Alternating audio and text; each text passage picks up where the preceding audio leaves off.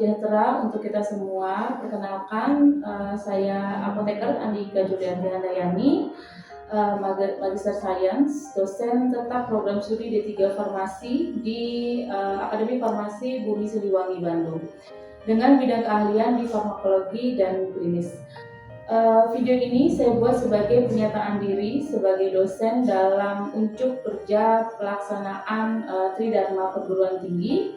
Saya berkomitmen untuk melaksanakan tugas pengajaran dengan sepenuh hati, bertanggung jawab, dan serta senantiasa berorientasi pada mutu dan perkembangan keilmuan terkini.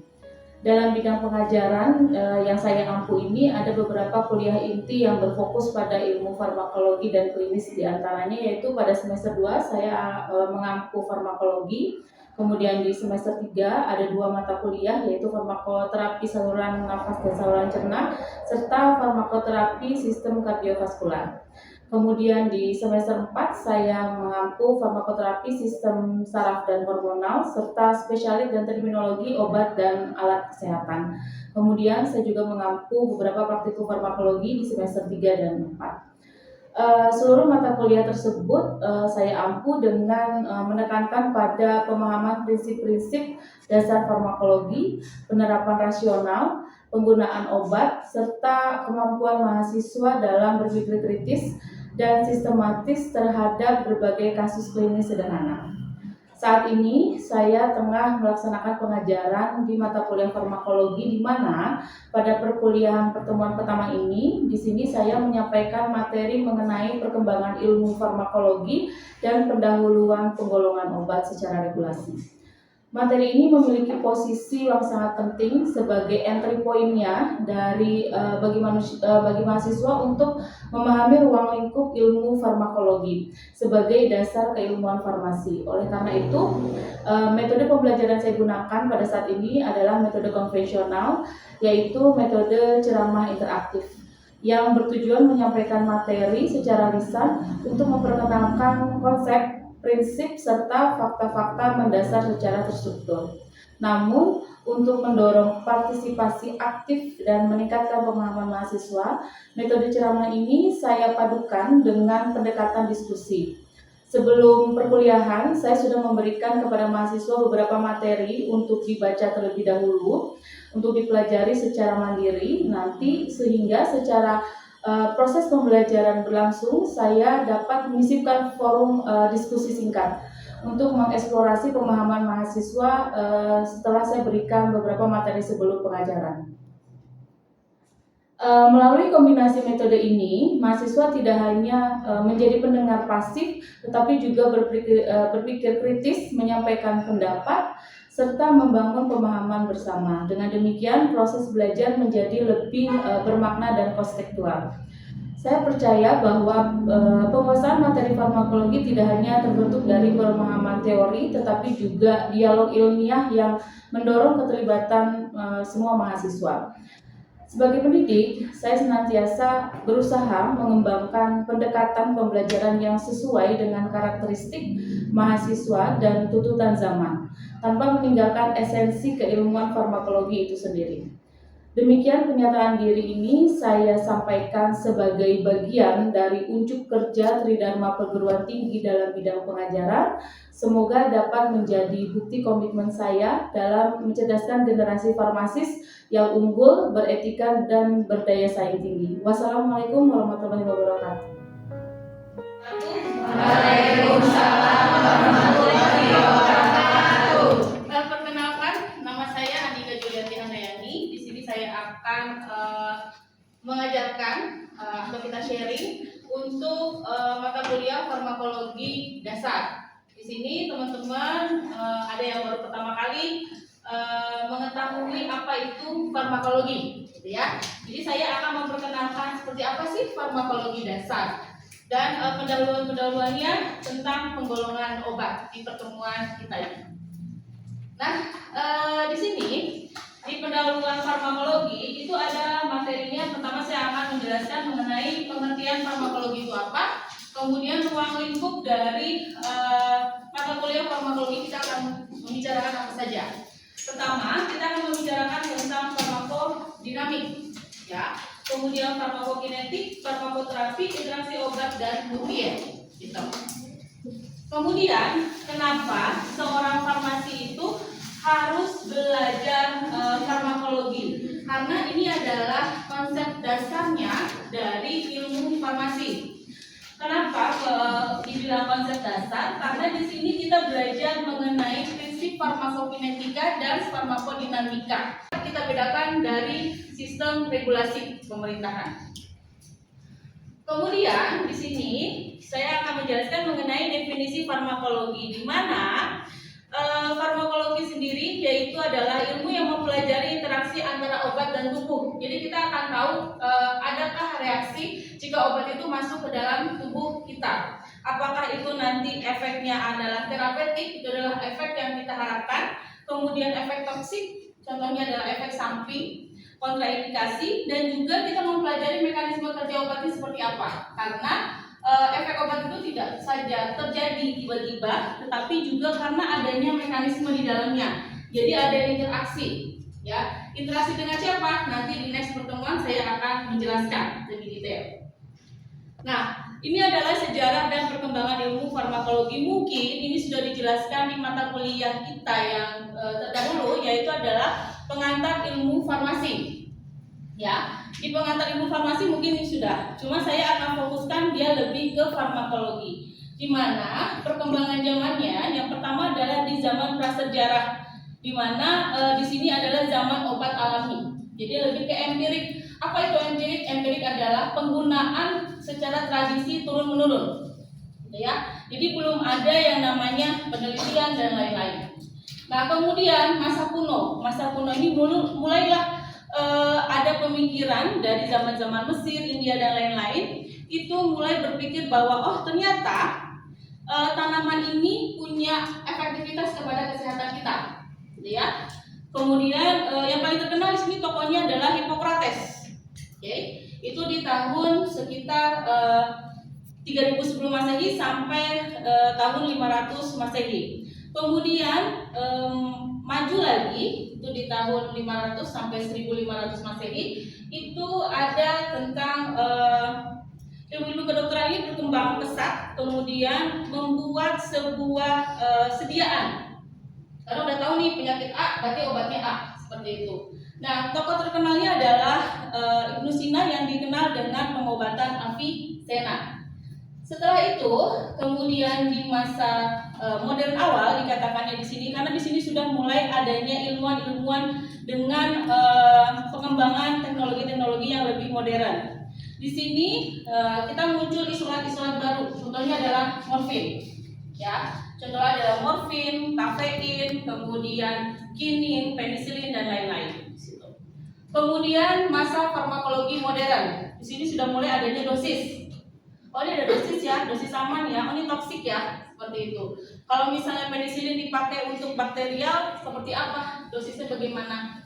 Oh, ini ternyata resistensi dan lain-lain di sini mulai berkembang.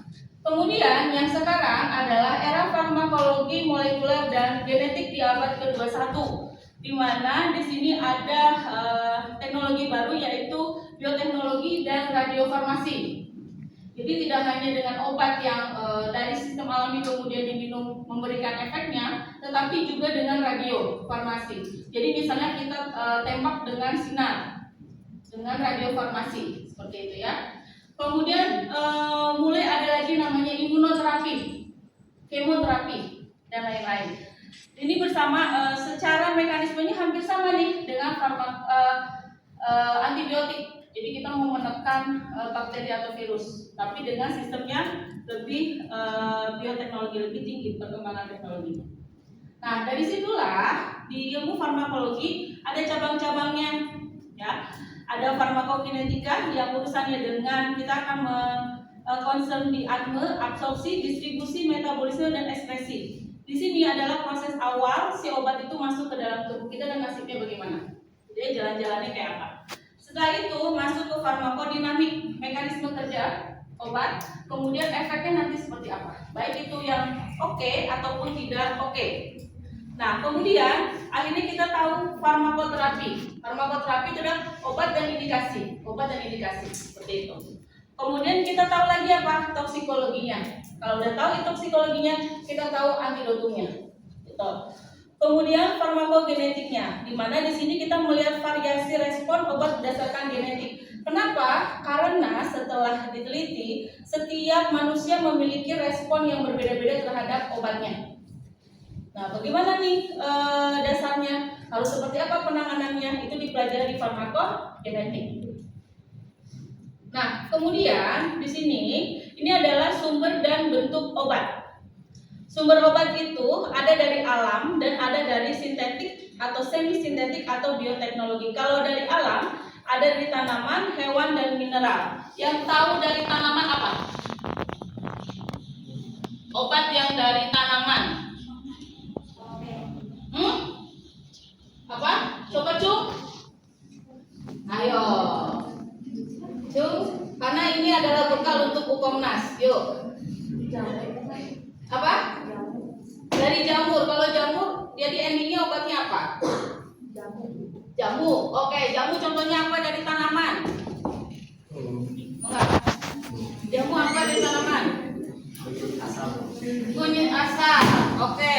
Kemudian dari hewan? Iya, ikan. Mineral. Zinc. Kalau vaselin, tahu vaselin? Dari mana asalnya? Apa mineralnya? Ayo, apa mineralnya? Lilin. Hah? Lilin. Ayo, vaselin dari mana? Minyak bumi. Minyak bumi dari mana? Kan minyak bumi banyak, ya. Oke, masa Petramax kan gitu kan. Oke, sintetik. Sintetik? Yang mana sintetik? Ada obat, sumber obat sintetik? Apa banyaknya yang mana?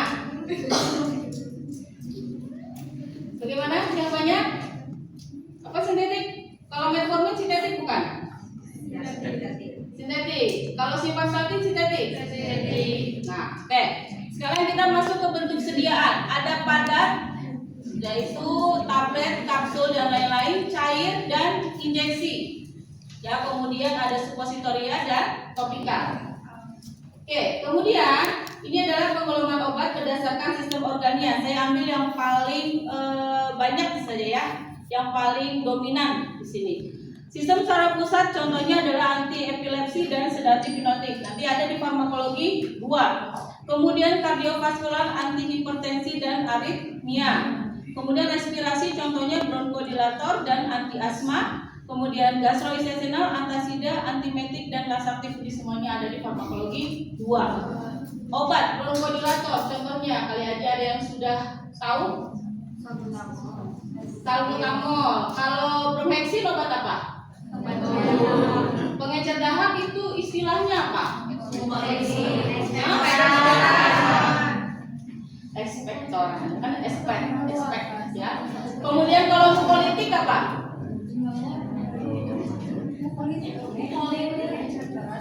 Itu obat apa? Pernapasan, gastro, pernapasan. Kalau politik sama nggak sama ekspektoran? Bedanya kalau politik apa? Sip. Oke. Kemudian di sini ini adalah penggolongan obat berdasarkan mekanisme dan efek. Oke, analgesik. Di sini ada opioid sama non opioid. Contohnya opioid.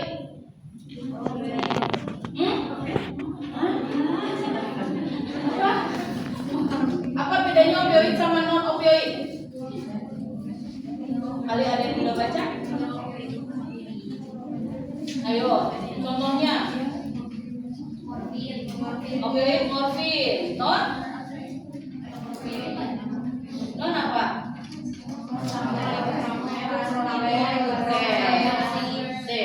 Ya, apa bedanya paracetamol sebagai analgetik dengan acetaminophen sebagai analgetik?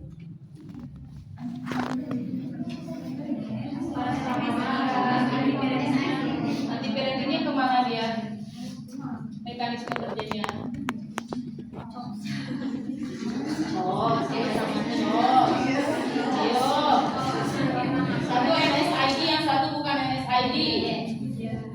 Ya. Kalau paracetamol berarti ke perifer, dia ke sistem saraf pusat. Kalau misalnya asam mefenamah berarti non steroid dan SID, dia tidak ke sistem saraf pusat. Dia urusannya dengan percoksan, cok 1, cok 2. Ya, nanti di farmakologi berikutnya ya. Kemudian di sini ada antibiotik. Antibiotik itu prinsip kerjanya apa? Oke, bakteri sidal, bakteriostati, pinter. Sidal apa? Statik apa? Sidang Oke, good. Antipiretik tadi sudah ya. Oh, ada yang steroid ternyata antipiretik. Antipiretik steroid contohnya. Emang ada? Antipiretik steroid ada nggak? Atau antiinflamasi steroid yang ada? Antiinflamasi steroid yang ada. Contohnya? Prednisone. Untuk apa itu biasanya? Radangnya biasanya ke arah mana nih? Alergi. Oke. Kemudian ada obat hormonal. Contohnya apa? KB. Oke. Selain KB, hormonal yang lain? Insulin. Terus. Oke, dan kemoterapi atau anti-kanker. Oke, ini rutenya, rute pemberian obat. Nah, di rute pemberian obat itu, ini ada oral. Ya, kalian akan belajar di farmasetika. Untuk oral itu obatnya apa saja. Di teknologi kalian akan membuat. Ya, belajar untuk mempraktekkan atau membuat. Kemudian parenteral, nanti kita akan praktikum di praktikum farmakologi 1, yaitu mengetahui bagaimana caranya kita menyuntikkan ke hewan percobaan secara IV, IM, dan SC. Jadi tahu perbedaannya di mana. Kemudian rektal. Kalau rektal kemana? Biasanya indikasinya untuk obat apa? Oke. Inhalasi dan topika. Topika juga nanti di teknologi semi solid. Nah, ini ada efek samping. Jadi kita juga di farmakologi akan tahu nih efek samping itu apa. Karena efek samping, interaksi dan reaksi alergi ini adalah mekanisme dari obat yang tidak kita harapkan. Dan ini bisa menjadi sebuah monitoring obat kepada pasien nanti jadi penelitian. Oke. Kemudian penggolongan obat menurut regulasi. Ya, sudah pernah lihat sepertinya ya, ini adalah hal-hal yang sangat umum. Ada obat bebas, bebas terbatas, dan obat keras. Kemudian ada psikotropika, narkotika, dan jamu. Obat bebas dan bebas terbatas itu bedanya apa? Selain warnanya. Kalau bebas terbatas ada efek samping. Ada peringatannya. Kalau kenapa dikasih peringatan? Obat keras yang bisa dikatakan Oke, bebas terbatas. Berarti secara keamanan lebih aman yang hijau atau yang biru? Hijau. Kalau psikotropika dan narkotika bedanya apa?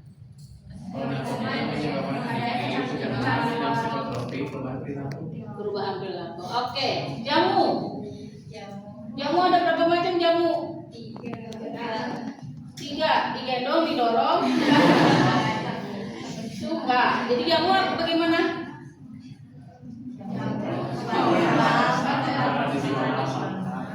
Hah? Tradisional.